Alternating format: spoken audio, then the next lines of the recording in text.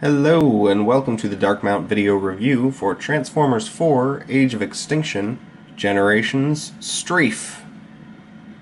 Now, I know there was a little bit of controversy when this figure, well I guess more specifically when the trailers first showed that he had two heads. People were kind of flipping out about why did they give Swoop two heads and blah blah blah blah, and understandably so, because like, why would you give Swoop two heads? Ignoring the fact that it's just cool. I mean, with the figure in hand, it's just fun. So there's that. They also decided that they were going to be calling this guy Strafe instead of Swoop. And at least according to the Toys R Us exclusive Evolution 2-pack that this guy comes in, the bio on that box says that he is apparently like an evolution of like G1 Strafe, like the Technobot, even though they package him with a repainted Unicron Trilogy Pterodactyl. I have no idea. That was clearly kind of like retconning on their part because they wanted to give him two heads and they thought it looked cool. So he has two heads. I don't really care if it's Swoop or Strafe or whatever. I do like his design. He's a very neat. I don't know if he's supposed to be a pterodactyl or a pteranodon or what, but he's very cool looking. The only complaint I would really make about this mode is that it's not really a transformation. His arms are just kind of splayed out onto the wings. His head's just kind of folded up into his chest there. Albeit, I mean, no worse than half the Predakings we got in Prime that his head was just sticking out, so it's not like this is something incredibly new. And his legs are a little bit too long. I mean, I know in the trailer he picked up Bumblebee, and he did have pretty sizable legs, but they're probably about like a quarter of an inch, half an inch too long. They should probably end about here, not down here. So, whatever. I still like it. It's a very simple transformation, and one moment. It actually kind of reminds me, if I can find it, I might not be able to.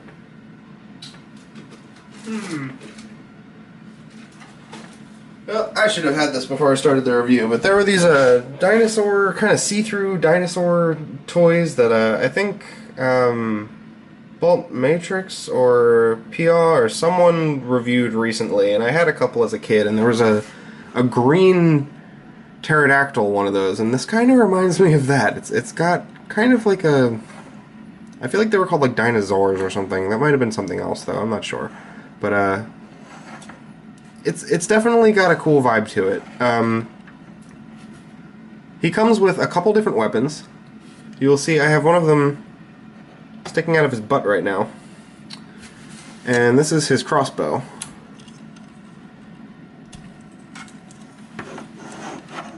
So you can plug that in up here using the peg and giving him kind of a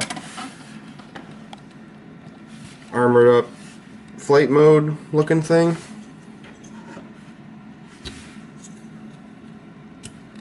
Or you can do what I did, which I actually prefer. They have a hole in the very bottom there that fits the end of the missile perfectly. So what I do is that I just put it in that way, just a little bit, and then obviously since it's a pressure missile, that means this whole thing will spin around. But I kind of go ahead and launch the pressure missile, and due to the fact that it's stuck on the ball right there, it doesn't spin around, so it keeps it steady. And then you can kind of do whatever you want with the tail. You can put the tail around that if you want, whatever. The tail is going to come out of your box curved because they package it in the box all like wrapped up like this. So I'm sure you could like boil it or hair dry it or whatever and straighten that out, but I don't really care. He's a giant Robo Dino, so he can have a curly tail for all I care. For a size comparison, here he is. A little bit so you can actually see him. Here he is next to another blue flying Movieverse figure. So he is wingspan wise quite a bit larger than the Dark of the Moon Seeker mold.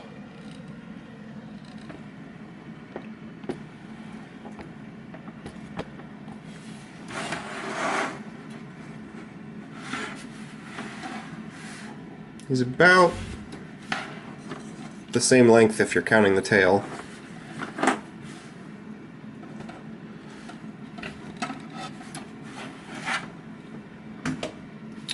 And just for like a trailer Easter egg, here he is with Bumblebee. So in the trailer he picks Bumblebee up and like carries him. And I'm pretty sure that he's a little bit bigger than this. So I'm not really, I mean obviously we haven't seen the movie yet, so I'm not sure if these deluxe Dinobots are going to scale properly with the rest of the line. It's very possible that they should all have been Voyagers or Leaders in size, in terms of how they stack up to the other normal car Autobots and Decepticons and stuff.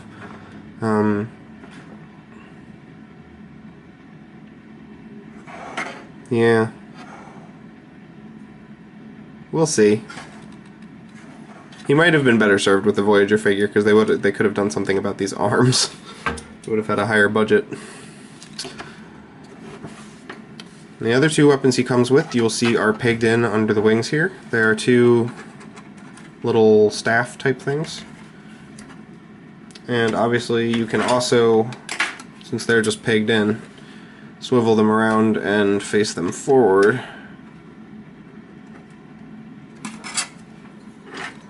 And you could give them kind of like a super armored up mode with missiles and stabby things and I don't know.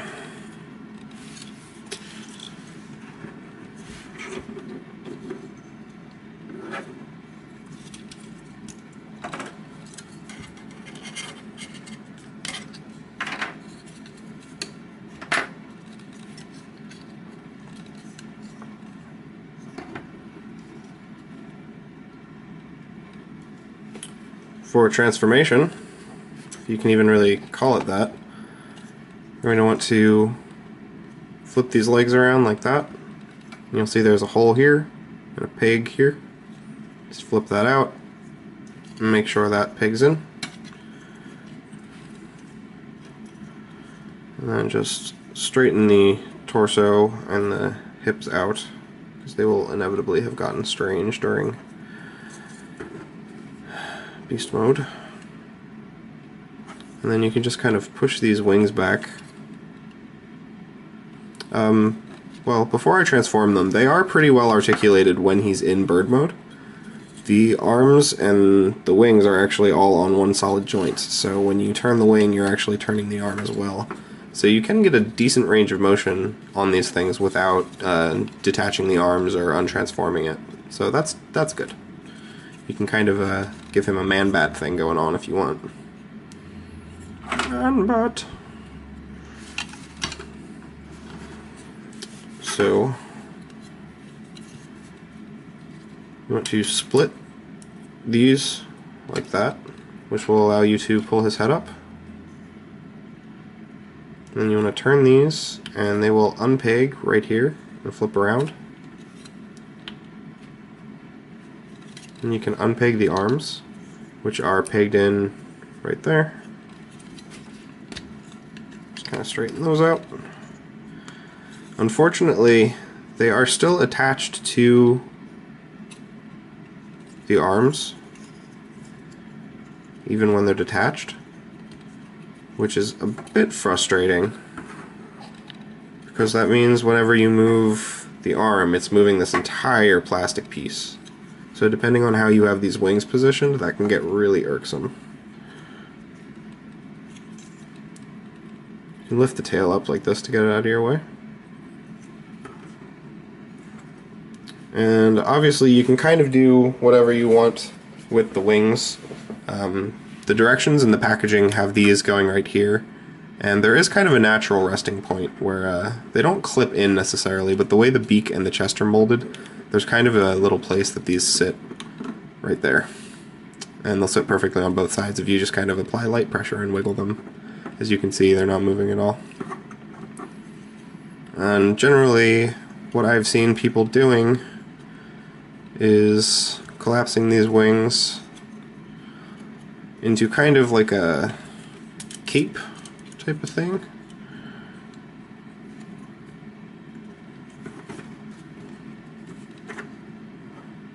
Which is pretty cool, I will admit. But obviously, if you're not into that look, you can do whatever you like.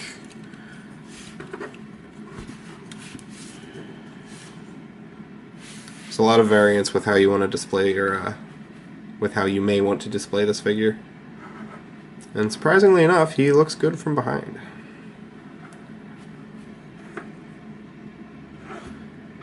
Now for weapons, he's got these two thingies, and this that we pulled out of his beast mode. And there's not really any way to have him wield all of them, which is kind of unfortunate. I don't like when robots get more weapons than they can actually wield. Like, it seems kind of silly to me. Unless they're going to go the Hound route and just be like, he's a walking arsenal. It would have been cool if they just gave us like one of these and one of these or something, I don't know. But you can leave one of these plugged in on any place. You can kind of give him like a gun holding stance with one of them. Unfortunately, due to the way the arm is molded, you can't rotate the hand at all without it going on an angle. So you can't even really rotate it forward at all. But the wrist rotation goes this way, which is really just strange. So you can kind of get like a jousting thing going on, where he's like plunging forward, which is neat. But it makes holding this a little bit awkward because it goes in at an angle.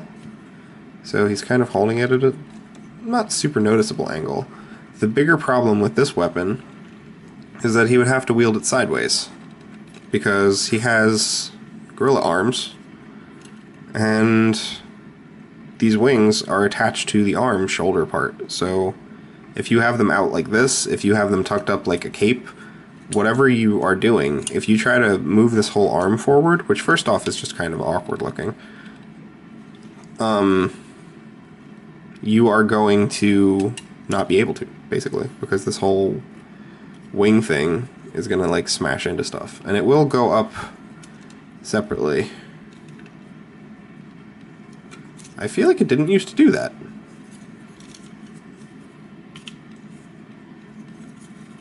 I feel like it used to stop right there, but it's going all the way up now, so that's not as obnoxious. Yeah, okay, fair enough. That's really not that bad.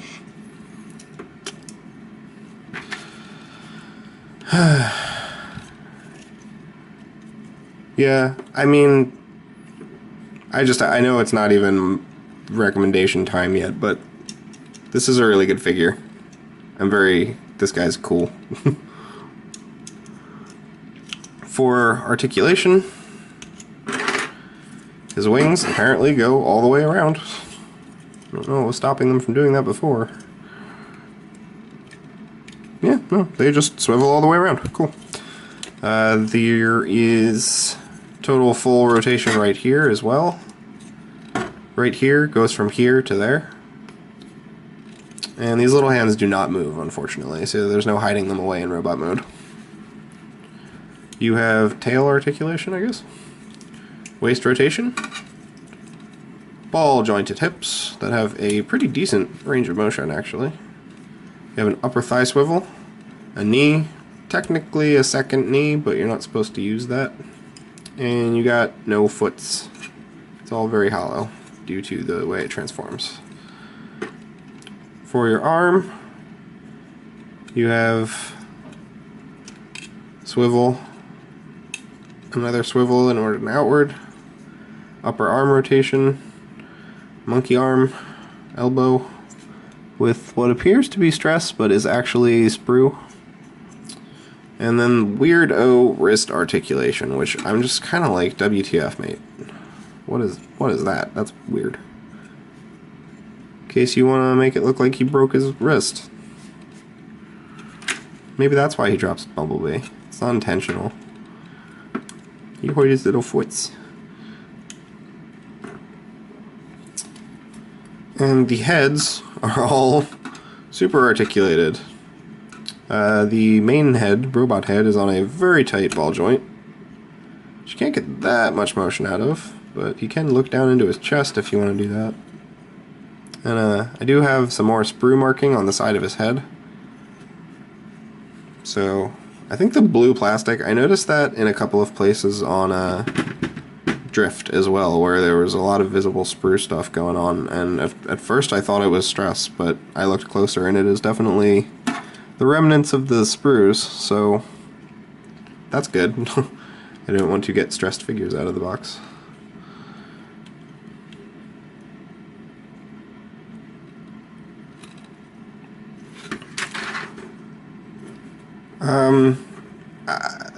These Dinobots all rock. I mean, there's really not all that much more that needs to be said about them. They're kind of epic.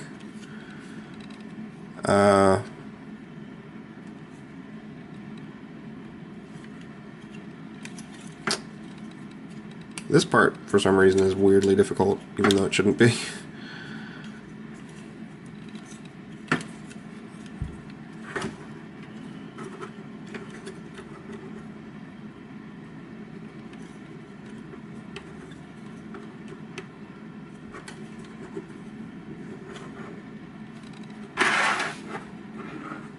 I really do think this is a fantastic figure. Here he is with all the other Dinobots in the deluxe line. Zoom them out a bit. Whoa!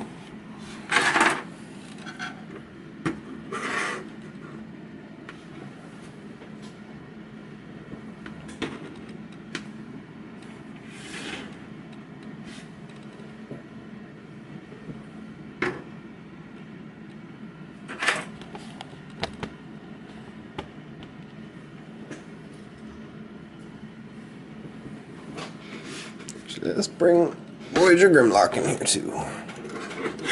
Oh no.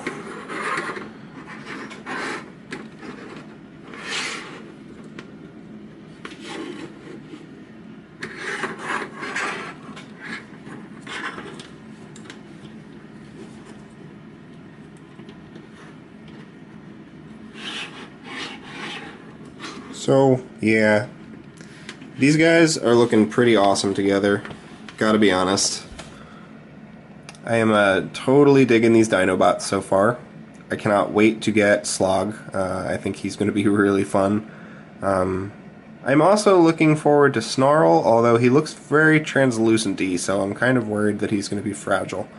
But to be perfectly honest, nothing else in this line has actually been fragile so far, so probably wrong.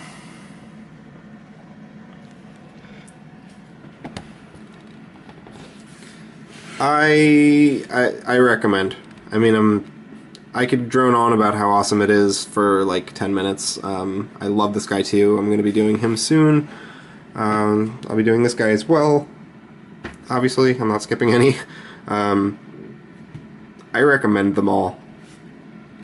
I'm just saying that already, even before either of their reviews or Grimlocks. I recommend all of the Dinobots. They're all fantastic and awesome and fun, and you should buy them all immediately. And stop watching this and go! Go! For anyone who was curious, this was the piece of junk I was referring to. There's some... I mean, it's busted up. It's like missing half of its parts and stuff like that, but it was some weirdo... not... Transformer, dinosaur line that was out. I think it was like late 90s, maybe. I don't totally remember. But yeah, just the way his arms would just kind of like pop up there like that. I find kind of reminiscent of the way they designed Strafe. Although, now that I'm looking at it, doing something like this for Strafe would have probably been much better than him just sticking his head down in there. But I guess that's hard to do when he's got two heads. Would have been more G1-y, but then again, he's not swoop. Anyway, tangent over. This is what I was talking about.